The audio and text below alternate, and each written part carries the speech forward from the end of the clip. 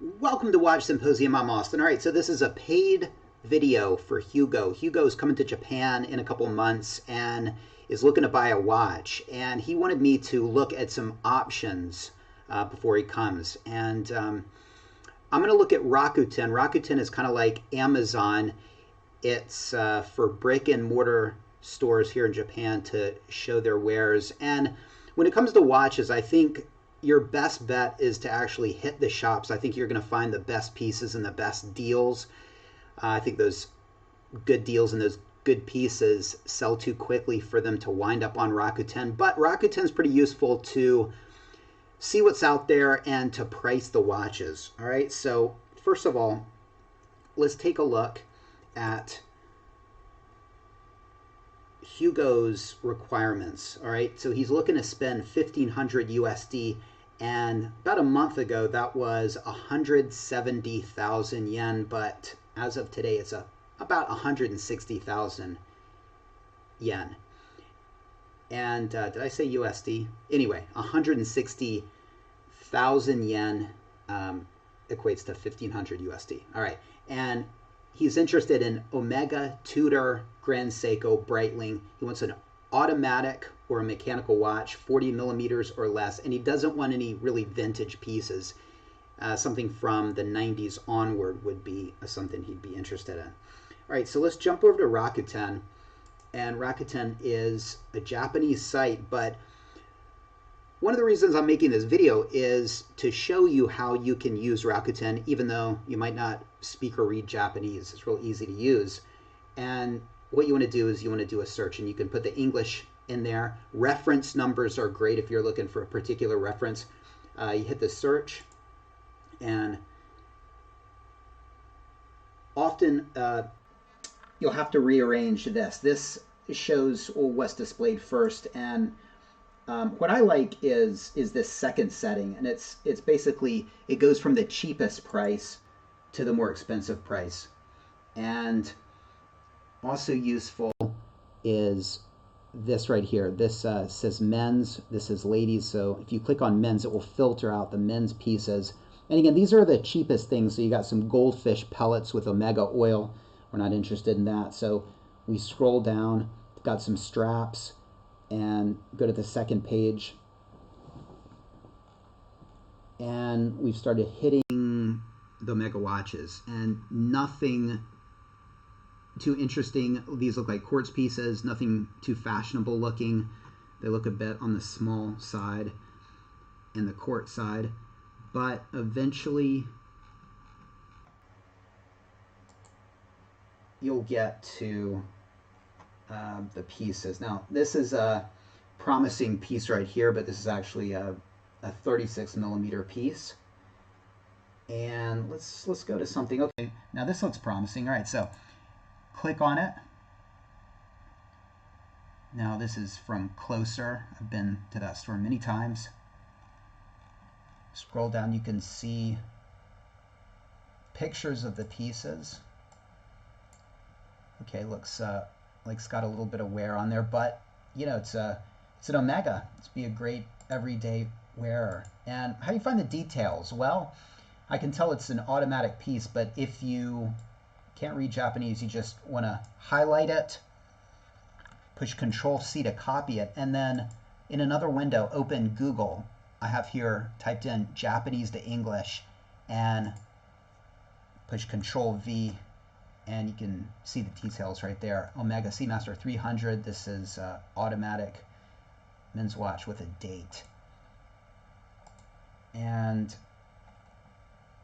yeah, it looks good. And sometimes there'll be a lot of details there. So that's why this cut and paste bit is pretty useful. Let's see what it says here.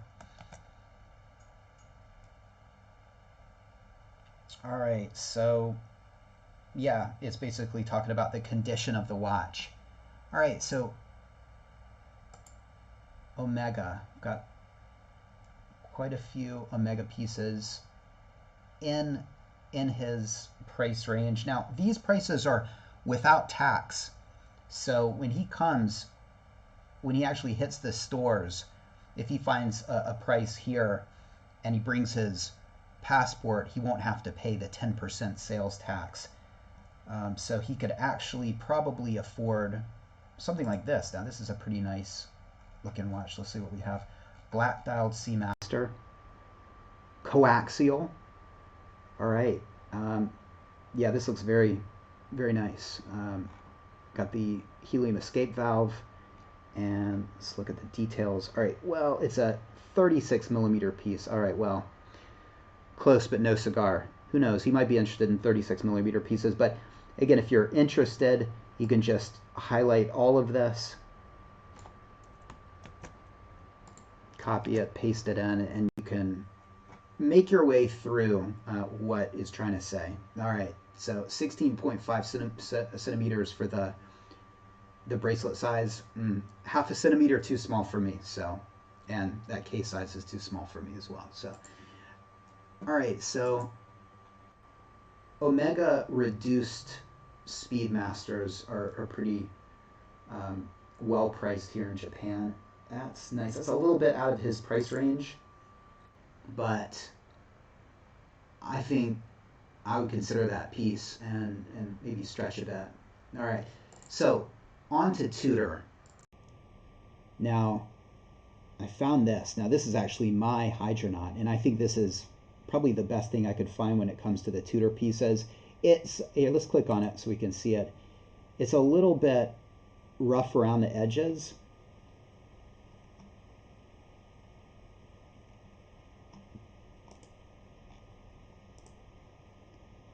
But, you know, it would be a great everyday wearer. Yeah, it's got some serious scars there. But, you know, if you're looking to have the watch polished at its next service, then this certainly would be an option. And there was actually another Hydronaut. I think it was on the page before. So again, let me just reiterate that you want to, I mean, you don't have to, you could just go through, but I like to put from cheapest to more expensive. And again, you can filter the men's pieces by clicking that. All right, let's see that other Hydronaut on the first page.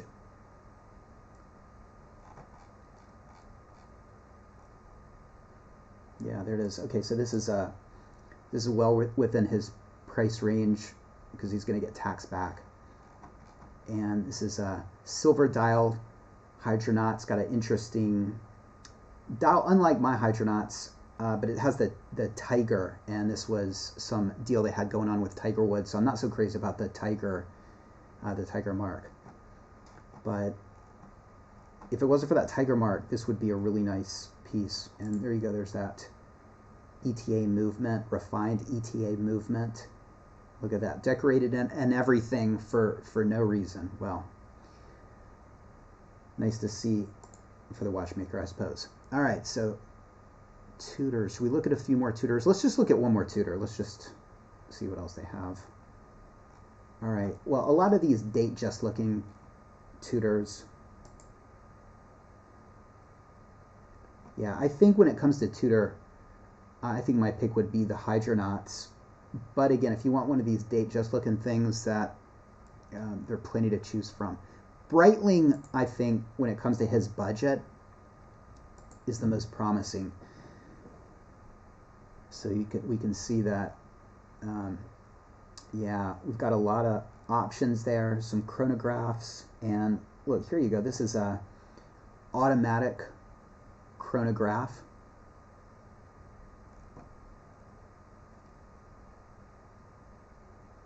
And case size of 48 millimeters. Okay, it's too big for him.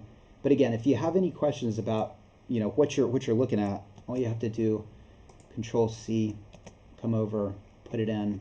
You have all your stats right there. All right, so let's look at this orange dialed watch. This is kind of interesting.